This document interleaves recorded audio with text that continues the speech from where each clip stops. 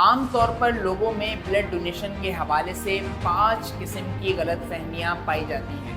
یہ غلط فہمیاں کیا ہیں؟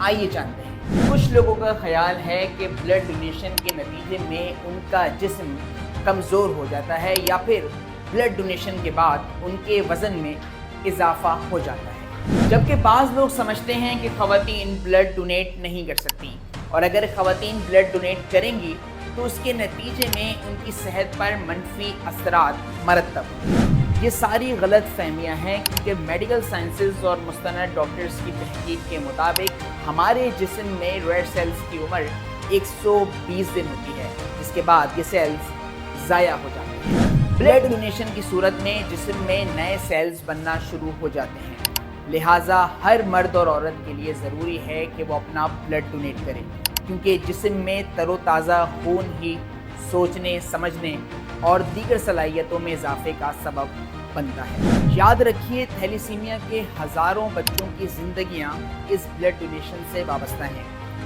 آگے بڑھیے، بلڈ ڈونیٹ کیجیے۔ ہماری جدوجہد کا عنوان: تھیلیسیمیا سے محفوظ پاکستان۔